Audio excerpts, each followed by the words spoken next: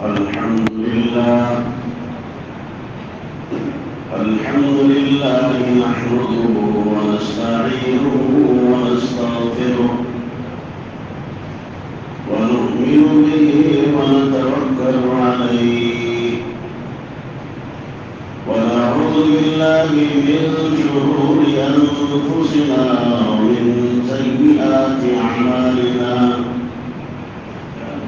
من يهده الله فلا مضل له ومن يضلله فلا هادي له ونشهد أن لا إله إلا الله وحده لا شريك له ونشهد أن سيدنا ونبينا وحبيبنا ومولانا محمدا عبده ورسوله الذي أرسل بالحق بشيرا ونذيرا وداعيا إلى الله بإذنه وسراجا منيرا أما بعد فأعوذ بالله من الشيطان الرجيم بسم الله الرحمن الرحيم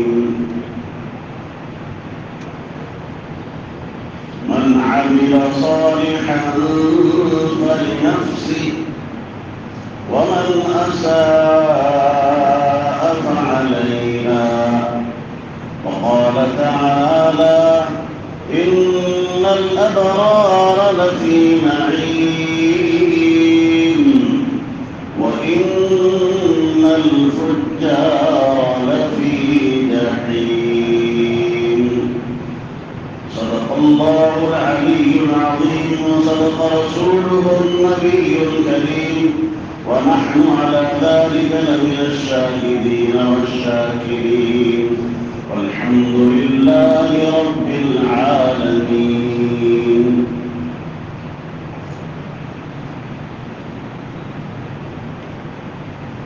محترم حاضرین و سامعین،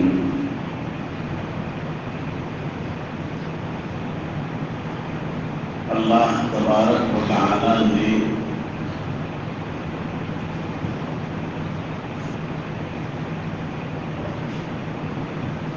اپنی بے شمار مخلوقات میں سے حضرت انسان کو شرافت بخشی اور فضیلت عطا فرمائی.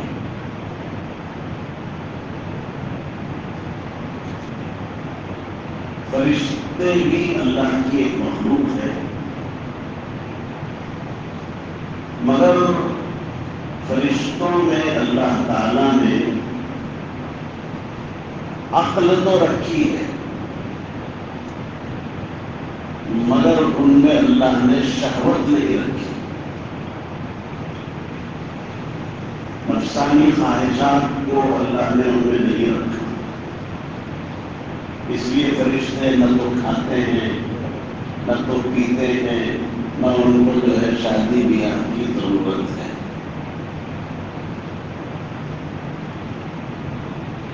حیوانات کو آپ دیکھیں گے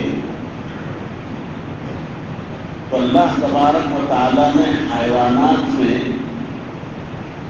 خواہشات تو رکھی ہے مگر عقل نہیں رکھی. جانوروں میں جنسی خواہشات ہے مگر ان میں عقل نہیں ہے. اور انسان ایک ایسی مخلوق ہے کہ اللہ رب العالمین نے انسان کی سرشت میں، اس کی طبیعت میں اور اس کے خمیر اور مادے میں جہاں خیر رکھی ہے وہیں شر بھی رکھی ہے. عقل بھی عطا فرمائی ہے اور عقل بھی دیگر مخلوقات سے زیادہ بھی، اور اسی طریقے سے انسانوں میں خواہشات بھی رکھی ہیں۔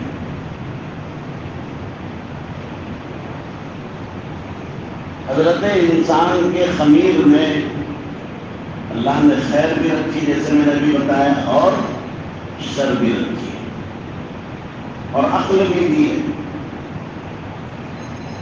اب انسان کا شرعی اور اخلاقی فریضہ یہ ہے کہ وہ اپنے نفسانی خواہشات کو اور طبعی اور جنسی خواہشات کو اپنی عقل کے تابع کرے،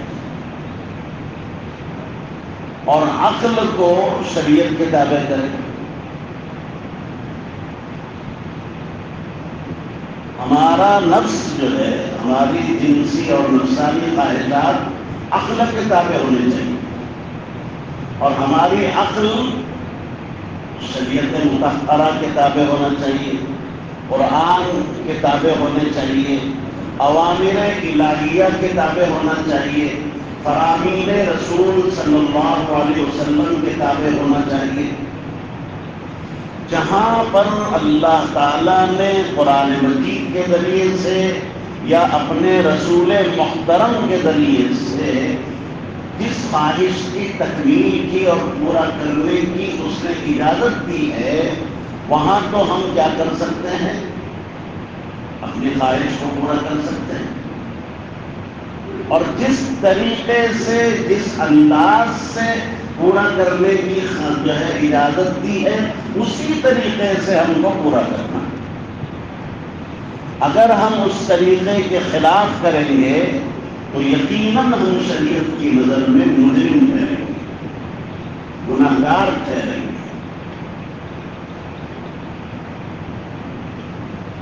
تو ہم اپنی جنسی اور طبعی خواہشات کے پورا کرنے میں آزاد نہیں ہیں، بلکہ ہم جو ہے فرمان الہی کے تابع ہیں، حضرت نبی کریم صلی اللہ علیہ وسلم کے طریقے کے ہم تابع ہیں۔ اب ہمیں یہ چاہیے کہ ہم اپنے شر کے مادے کو جو اللہ نے ہمارے اندر رکھا ہے، کیوں رکھا ہے؟ اگر شر کا مادہ نہ ہوتا تو حضرت انسان کا کمال کیسے ظاہر ہوتا؟ برائی ہوتی ہے تو خیر کا پتہ چلتا ہے۔ ہمارے اپنے کمال کا پتہ اسی وقت چلے گا جب ہمارے اندر شر کا مادہ ہوگا، اور اللہ نے رکھا ہے۔ میں اس کی مثال ایک آپ کو دیتا ہوں۔ ایک نابینا شخص ہے، بیچارہ اس کو نظر نہیں آتا، بینائی سے محروم ہے۔ اب اگر وہ یہ دعویٰ کرتا ہے کہ جناب میں نے آج تک کسی بھی غیر محرم عورت کا چہرہ نہیں دیکھا، تو آپ کہیں گے یہ اس میں آپ کا کیا کمال ہے؟ بات سمجھ میں آ رہی ہو کیا؟ آپ کا کمال ہی کیا ہے؟ آپ کو آنکھیں ہی نہیں ہیں، آپ بینائی سے محروم ہیں، آپ جو ہے کسی کا، عورت کا کیا، کسی جو ہے مرد کا چہرہ نہیں دیکھ سکتے، آپ اپنا چہرہ آئینے میں نہیں دیکھ سکتے، اس لیے کہ آنکھیں ہی نہیں ہیں۔ تو اس میں آپ کا کیا کمال ہے؟ کمال تو اس وقت ہوتا کہ آپ کی آنکھیں صحیح سالم ہوتی، آپ کی بینائی جو ہے کیا ہوتی؟ اچھی ہوتی، جیسے کہ ہماری ہے ماشاءاللہ، اللہ کا کرم ہے۔ اب اس کے باوجود ہم قرآن و حدیث کے مطابق، شریعت مطہرہ کے مطابق، اللہ کے فرمان کے مطابق، رسول اللہ صلی اللہ علیہ وسلم کے بتلائے ہوئے طریقے کے مطابق ہم کسی نامحرم اور غیر محرم عورت کا چہرہ اگر ہم نے نہیں دیکھا ہے بالغ ہونے سے لے کر اب تک، تو ہم جو ہے کہیں گے کہ ہم آپ کے کمال کی داد دیتے ہیں۔ آپ باکمال انسان ہیں، آپ بہت بھلے انسان ہیں، آپ بہت اچھے انسان ہیں۔ کیوں؟ آپ کے پاس دیکھنے کا آلہ موجود ہے، آپ دیکھ سکتے تھے، مگر آپ نے اپنی نگاہوں کا استعمال قرآن مجید کے جو ہے اس آیت کے مطابق کیا۔ قرآن کہتا ہے قُل لِّلْمُؤْمِنِينَ يَغُضُّوا مِنْ أَبْصَارِهِمْ وَيَحْفَظُوا فُرُوجَهُمْ۔ اے محمد صلی اللہ علیہ وسلم، آپ سارے مؤمنین سے، سارے مسلمانوں سے، اہل ایمان اور اہل اسلام سے یہ میرا فرمان سنا دیجئے کہ یغضوا من ابصارہم، اپنی نگاہوں کو پست رکھیں، اپنی نگاہوں کو جھکائے رکھیں، وَيَحْفَظُوا فُرُوجَهُمْ، اور اپنی شرمگاہوں کی حفاظت کر لیں۔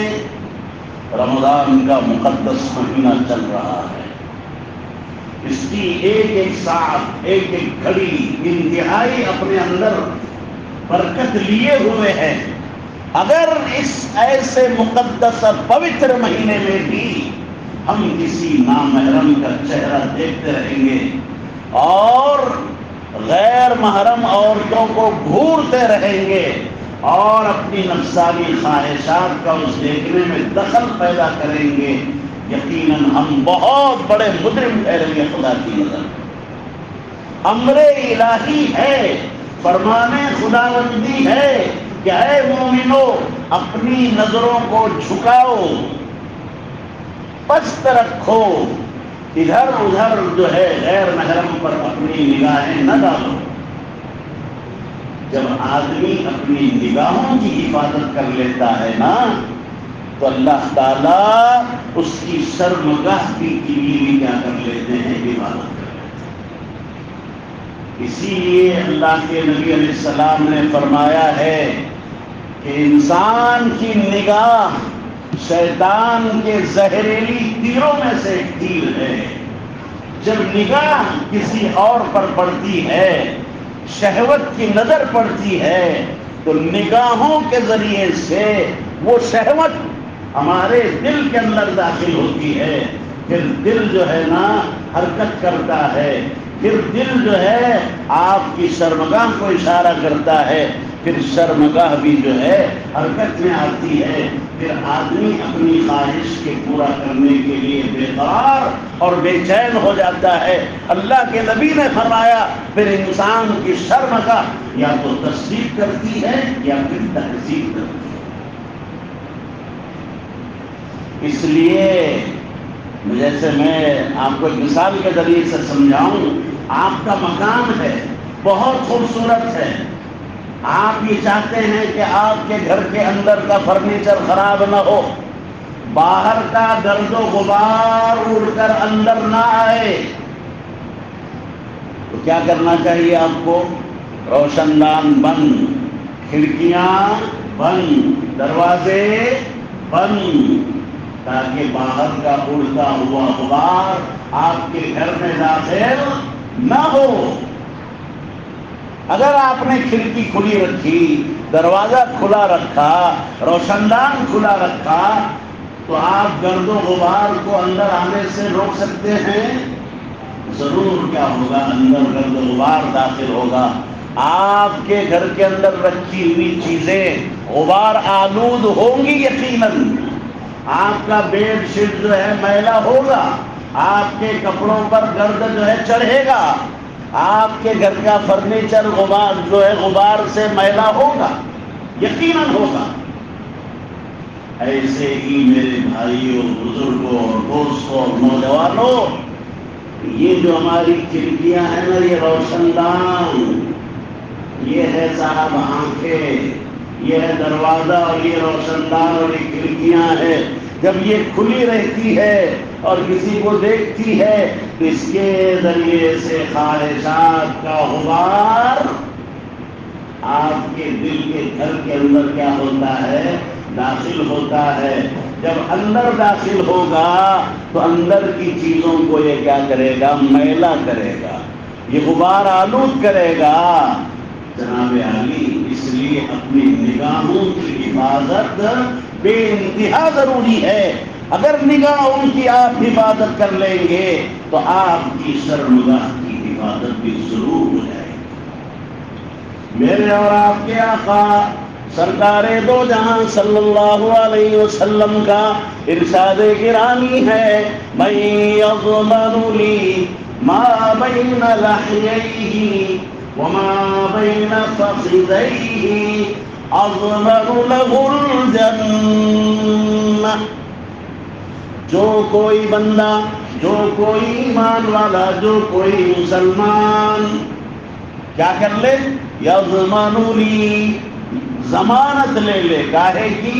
ما بین لحییہ، اس کے دو جبڑوں کے درمیان کی چیز کی، یعنی زبان کی، وما بین فخذیہ، اور اس کی دو ٹانگوں کے اور رانوں کے بیچ کی چیز کی، یعنی شرمگاہ کی۔ اگر ضمانت لے لے اور حفاظت کا عہد کر لے، اللہ کے رسول صلی اللہ علیہ وسلم برملا یہ اعلان کر رہے ہیں، اضمن لی، اضمن لہ الجنۃ، میں اس کے لیے جنت کی ضمانت لیتا ہوں۔ کون لے رہا ہے ضمانت؟ کون لے رہا ہے؟ سرور کائنات، فخر موجودات، تاجدار مدینہ، جس کے لیے کل کائنات کو سجایا گیا ہے، وہ ہستی محترم کہہ رہی ہے کہ میں جنت کا ضامن ہو جاؤں گا، میں تمہیں جنت دلاؤں گا۔ تو میرے بھائیوں، زبان کی حفاظت اور شرمگاہ کی حفاظت بہت ہی اہم چیزیں ہیں، بہت ہی ضروری ہے۔ آج ہم بہت ہی شتر بے مہار کی طرح، بے لگام اونٹ کی طرح ہم اپنی ان دونوں چیزوں کا کیا کر رہے ہیں؟ استعمال کر رہے ہیں۔ ہمارے اپنے مسلم معاشرے میں جو خرابیاں جنم لے رہی ہیں، میں آپ کو دعوے کے ساتھ یہ کہتا ہوں، ان دو چیزوں کی وجہ سے بہت خرابیاں پیدا ہو رہی ہیں۔ زنا ہمارے مسلم معاشرے میں عام ہوتا چلا جا رہا ہے، بدکاریاں عام ہوتی چلی جا رہی ہیں۔ ایسے مقدس مہینے میں بھی لوگ بدکاری سے بچ نہیں رہے ہیں، پرہیز نہیں کر رہے۔ اتنی خواہشات کا غلبہ ہے، جبکہ اس مہینے میں تو خواہشات نفس کیا ہو جانی چاہیے تھی؟ آپ کی بس ہونی، لیکن جن اسباب کو ہمیں اختیار کرنا چاہیے ہم ان اسباب کو اختیار نہیں کر رہے ہیں، تو پھر کیسے خواہشات نفسانی کا جو ہے وہ جو غلبہ نہیں ہوگا؟ زبان کی حفاظت کی تھی، اس زبان سے کسی کی چغلی نہ ہو، اس زبان کے ذریعے سے کسی کی غیبت نہ ہو، اس زبان کے ذریعے سے آپ کسی کے دل کو اذیت ہرگز نہ پہنچائیں، کسی کا دل آپ کی زبان سے نہ دکھے، آپ کسی کو اس زبان کے ذریعے سے گالی گلوچ ہرگز نہ کریں، آپ کسی کو اس زبان کے ذریعے سے عیب ہرگز نہ لگائیں۔ قرآن کہہ رہا ہے وَلَا تَلْمِزُوا أَنفُسَكُمْ وَلَا تَنَابَزُوا بِالْأَلْقَابِ بِئْسَ الِاسْمُ الْفُسُوقُ بَعْدَ الْإِيمَانِ۔ کسی کو برے نام سے نہ پکارو، کسی کو برے لقب سے نہ پکارو۔ ارے ہمارے معاشرے میں دیکھو آپ، وہ لنگڑے ادھر آ، وہ بھینگے ادھر آ، وہ جو ہے بہرے، اس قسم کے الفاظ استعمال۔ بیچارہ اگر کوئی لنگڑا ہے تو آپ اس کو کون سا بولے وہ فلانا لنگڑا، بلکہ اس کو جو ہے اسی طریقے سے آپ برے لقب سے جو ہے پکارتے ہیں۔ ہمارے مسلم معاشرے میں یاد رکھیے، ناموں کو بگاڑنے کا بھی ایک خاص انداز ہے۔ یوسف نام ہے، کتنا اچھا نام ہے، لیکن عبد الرحمان کتنا اچھا نام ہے. عبد الرحمان پورا بولنا چاہیے. ہمارے یہاں کیا بولتے ہیں؟ اور رحمانیہ. رحمان بھی نہیں، رحمان بولنا بھی منع ہے. سن لیجیے کان کھول کر، رحمان اسماء الہیہ میں سے ایک نام ہے. آپ کسی کو رحمان نہیں بول سکتے، عبد الرحمان کہنا پڑے گا. رحیم نہیں بول سکتے، عبد الرحیم کہنا پڑے گا. رؤوف نہیں بول سکتے، عبد الرؤوف بولنا پڑے گا. رؤوفیہ، رحیمیہ، رحمانیہ، اسماعیلیہ، یہ کیا ہے؟ برے نام سے پکارا جا رہا ہے، ناموں کو بگاڑا جا رہا ہے. برے القاب سے ایک دوسرے کو جو ہے کیا کر رہے ہیں؟ پکار رہے ہیں. نبی کریم علیہ السلام نے فرمایا، میں نے قرآن کی آیت کے ذریعے سے آپ کو اس بات کو ثابت کیا. دوسری چیز ہے شرمگاہ کی حفاظت.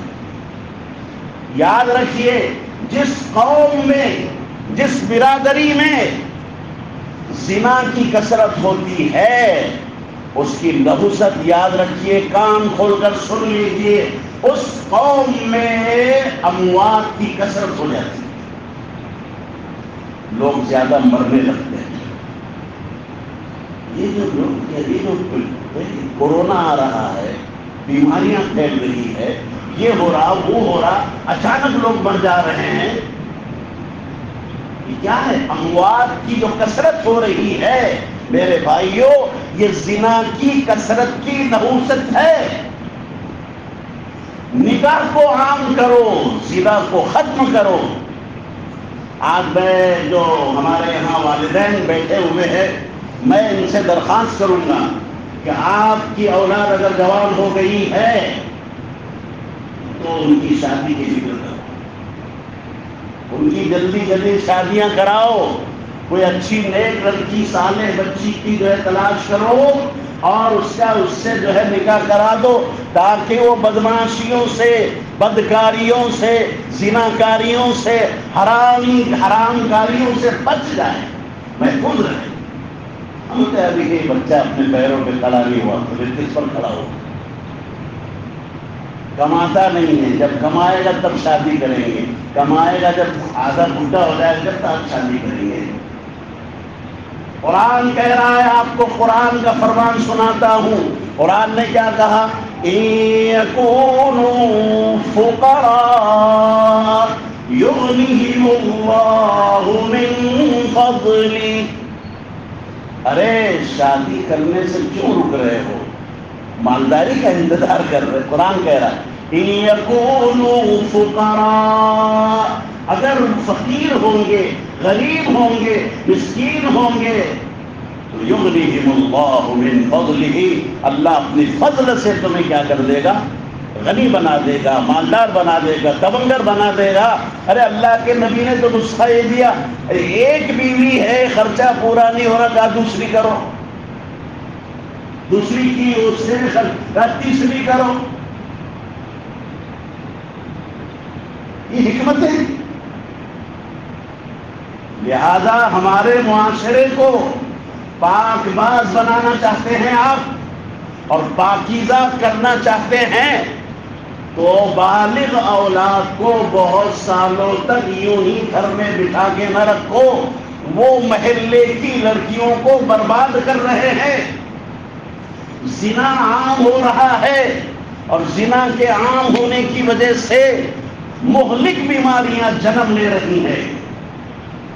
یہ میں نہیں کہہ رہا، میرے آقا مدنی صلی اللہ علیہ وسلم نے ارشاد فرمایا ہے، جس قوم میں زنا عام ہوتا ہے اس قوم میں اموات کی کثرت ہو جاتی ہے. جو قوم ڈنڈی مارتی ہے، ناپ تول میں کمی کرتی ہے، اس کی نحوست یہ ہے کہ اشیاء کی گرانی آسمان کو چھو رہی ہے. آج دیکھو، گرانی بڑھ جاتی ہے، مہنگائی بڑھ جاتی ہے. جب لوگ زکوٰۃ نہیں دیں گے، مہینہ رمضان کا چل رہا ہے، اپنے مالوں کا حساب لگائیے، زکوٰۃ نکالیے، زکوٰۃ بھی پورے امانت داری کے ساتھ ادا کیجیے، قطر بیوت نہ کیجیے. اللہ کو ہم دھوکہ دے رہے ہیں. جیسے نماز فرض ہے میرے بھائیوں، ایسے ہی زکوٰۃ بھی کیا ہے؟ فرض ہے. اگر ہم نے اس فریضے کو انجام نہیں دیا، کل بروز قیامت ہمارا گریبان پکڑا جائے گا. اللہ پوچھیں گے میں نے تجھے مال دیا تھا، نصاب کے بقدر تمہارے پاس مال ہے. اگر میں تو کہتا ہوں اگر نصاب کے برابر اگر ہے نہیں بھی ہے تب بھی دو، تب بھی دو. زکوٰۃ جس دن ہم روک لیں گے، یاد رکھو اللہ رحمت کی بارشیں روک لیں گے. اٹھا کے دیکھو آپ اللہ کے رسول کے حدیث کو، یہ اللہ کے رسول کی حدیث کے حوالے سے میں آپ کو بات کہہ رہا ہوں.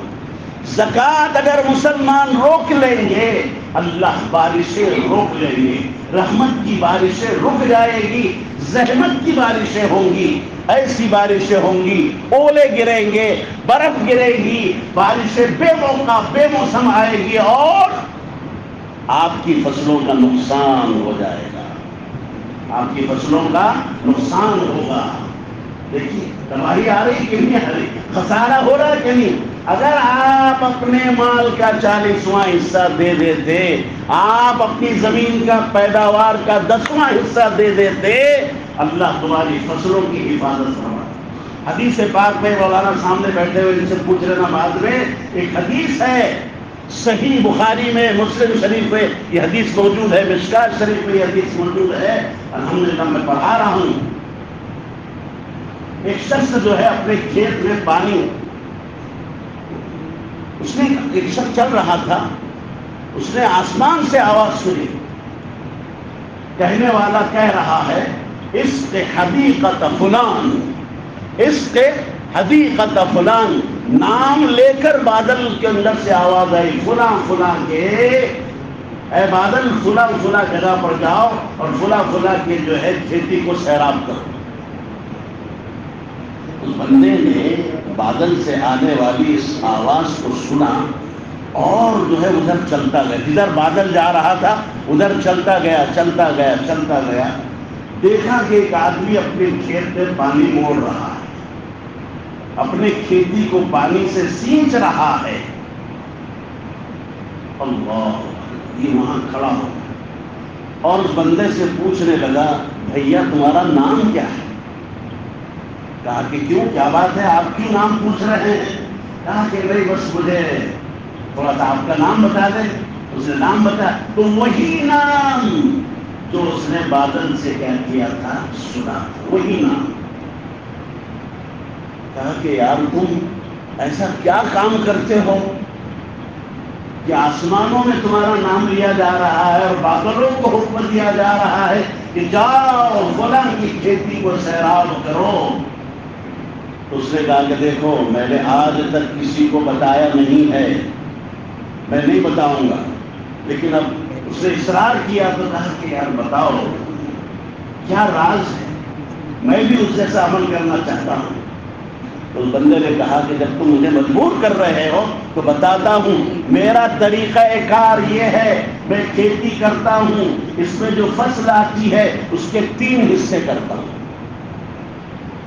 ایک حصہ اپنے لیے رکھتا ہوں، اپنے کھانے کے لیے، اپنے بال بچوں کے لیے، اور ایک حصہ میں اللہ کے راستے میں خرچ کر دیتا ہوں، اور ایک حصہ میں کھیتی میں دوبارہ لگانے کے لیے رکھتا ہوں. اس طرح یہ میرا طریقہ ہے، یہ میرا جو ہے عمل ہے. اس نے کہا کہ تم بڑے مبارک انسان ہو.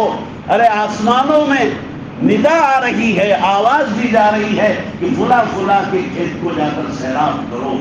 ارے وہ دن ارے قرآن وہی ہے، اللہ کے رسول کا فرمان وہی ہے. اللہ تبارک و تعالی جو پہلے تھا وہ آج بھی ہے، ہمیشہ رہے گا.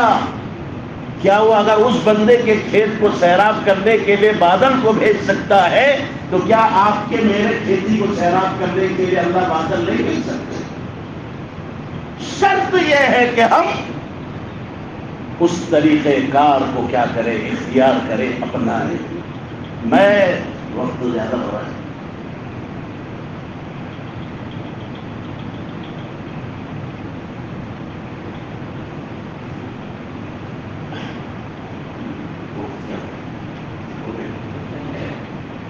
دیکھیے وقت تو اجازت نہیں دے رہا، حالانکہ ابھی مضمون پورا نہیں ہوا ہے. بہرحال میں اس کے بعد پھر کبھی جمعہ کو موقع ملے گا انشاءاللہ تو چوتھا جمعہ آئے گا، چوتھا دن صبح پڑھنے سے پہلے آئے گا انشاءاللہ. تو چوتھا جمعہ، اگلا جمعہ جو ہے وہ مانوس شہر کے مرکز میں ہے، آپ وہاں بھی پہنچ سکتے ہیں. بہرحال وقت ہو گیا، میں دماغ کو یہ روک لیتا ہوں. اللہ تبارک تعالیٰ مجھے اور آپ کو سبھی کو جو ہے کہنے سننے سے زیادہ عمل کی توفیق عطا فرمائے، اور اپنے مال کی زکوٰۃ اور اس طریقے سے نمازوں کا اہتمام. اور دیکھیے زکوٰۃ کے سلسلے میں ہم بہت پیچھے ہیں، اس میدان میں بہت پیچھے ہیں، لہٰذا ہمیں اس کی طرف پوری طرح توجہ دینے کی ضرورت ہے. اور اسی طریقے سے نوجوان جو ہمارے ساتھی بیٹھے ہوئے ہیں، کھڑے ہوئے ہیں، ان سے یہ درخواست کروں گا کہ آپ اپنی نوجوانی کی حفاظت کیجیے، اپنے معاشرے کی اصلاح کیجیے. دیکھو معاشرے کی اصلاح کے عنوان پر کسی مولانا کو بلا کے تقریر کر دینے سے معاشرے کی اصلاح نہیں ہونے والی. جب تک کہ آپ لوگ خود اپنے دل کے اندر یہ ٹھان نہیں لیں گے کہ ہمیں اپنے معاشرے کو درست کرنا ہے. آپ اپنے آپ کی اصلاح کرو، خود بخود معاشرہ کیا ہو جائے گا، درست ہو جائے گا. ہم تو سدھرنا نہیں چاہتے، پھر کیسے معاشرہ درست ہوگا بھائی؟ ایک آدمی وضو کرنا ہی نہیں چاہتا، میں باوضو رہنا چاہتا ہوں. ارے بھائی ٹھیک ہے، اندر نل کے پاس بیٹھو وضو کرنے کے لیے، یہ نہیں کرنا، پھر کیسے آپ باوضو ہوں گے؟ ہو سکتا ہے کوئی آدمی ہو سکتا ہے بھائی، نہیں ہو سکتا. ایسے آپ اگر معاشرے کو درست کرنا چاہتے ہیں تو آپ اپنے آپ کو درست کر لو، انشاءاللہ معاشرہ خود بخود کیا ہو جائے گا، درست ہو جائے گا. اللہ رب العزت مجھے آپ سبھی کو کہنے سے کہتا ہوں بھائی، یہ ہمارے مولانا جو آپ کے مسجد کے امام صاحب ہیں، ان کی طرف سے یہ اعلان ہے کہ جمعیت علماء جو آپ کے شہر پاتری کی ایک اہم جماعت ہے، اس کا ابھی نماز کے بعد جو ہے، یا اس سے پہلے نماز کے بعد جو ہے چندہ ہوگا اور چولی گھمائی جائے گی، یا گیٹ کے پاس کھڑے رہیں گے. آپ سبھی سے درخواست ہے کہ زیادہ سے زیادہ جو ہے جمعیت کا تعاون کریں، کیونکہ یہ جمعیت جو ہے بہت سارے وہ کام جو ہم اور آپ نہیں کر سکتے یہ کر رہی ہے. یہ ہمارے بہت اہم جماعت ہے، اور آج کل کی جماعت نہیں ہے.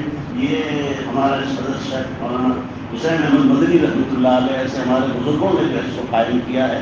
لہذا ہمیں ضروری ہے کہ ہم اس کا سپورٹ کریں، اس کا تعاون کریں گے بھائی انشاءاللہ. اور انشاءاللہ چوتھا جمعہ بھی یہاں ہوگا. اس وقت جو ہے ہم اپنے جامعہ کلکوہ کا بھی اعلان کریں، بلکہ ابھی کر دیتا ہوں.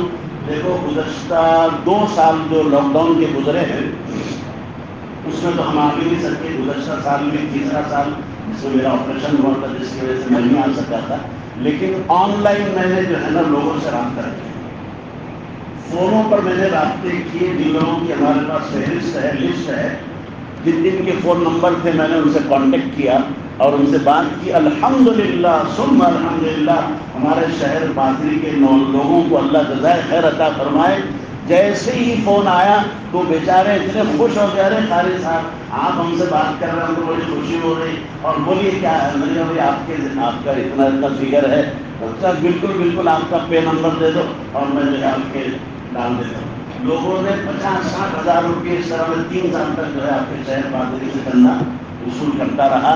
اب تو میں الحمدللہ آپ کے درمیان میں موجود ہوں، اور دعا کیجیے کہ اللہ تعالیٰ آئندہ بھی مجھے جو ہے حیات عطا فرمائے، برکت عطا فرمائے، صحت تندرستی نصیب فرمائے، اور میں آتا رہوں آپ کے شہر میں اور قرآن کی خدمت کرتا رہوں. دیکھو میں یہ جو چندے کا اعلان کر رہا ہوں، یہ جامعہ کلکوہ ایک بہت بڑا جامعہ ہے، جہاں ہزاروں بچے جو ہے دینی تعلیم کیا کر رہے ہیں، حاصل کر رہے ہیں. اور جو مدرسہ جتنا بڑا ہوتا ہے اس کی ضروریات بھی اتنی زیادہ ہوتی ہیں.